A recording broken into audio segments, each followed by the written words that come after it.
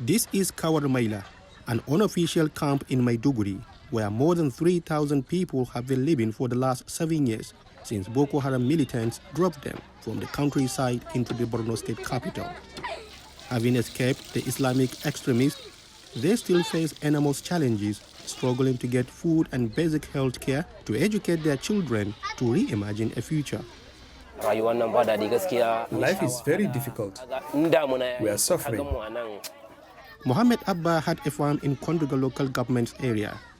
Now, he, his wife, and 5 children live in a single cramped room. During the rainy season, you will be shocked to see how we must cope. This room floods and we can't sleep. I used to farm in Konduga, raise animals and do trading. But this is our situation today. His neighbor Falmata Abukar also came from Konduga with her husband. She blames inadequate health care in the camp for a son going blind in one eye. My child fell ill. He didn't open his eye for 4 days. He cannot see with that eye now. The eye is beyond repair.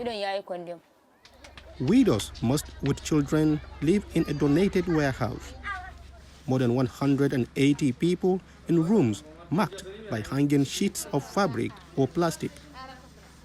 Women often sit together in the center, chatting while sifting ground maize to make a traditional dish called biski. The camp's residents are trying to make ends meet. In daylight outside, women do needlework, crafting hats and other items to sell. So do girls who back home would have been in school.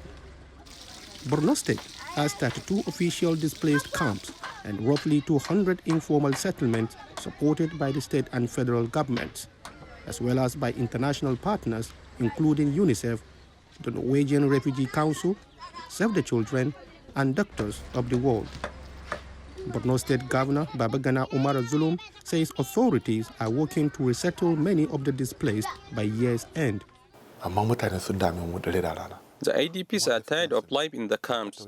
They complain to us day and night about their plight. They don't have food, and their children are being exploited. They need to return to their homes. Governor Zulum says that depends on asserting control over Boko Haram and protecting civilians. We have to first ensure their safety. We don't want to resettle people where there is no security.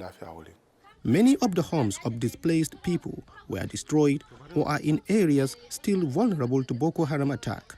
So, for now, authorities are moving to resettle people in cities closer to home that are patrolled by security troops. Fish trader Abagana Kolomi says insecurity in his hometown near Lake Chad restricts how people can earn a living. People cannot go to fishing.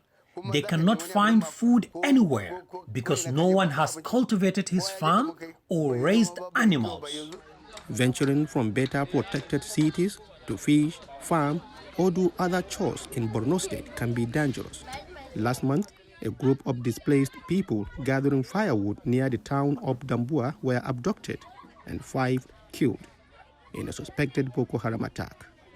Haruna Shehu, VOA News, Maiduguri, Nigeria.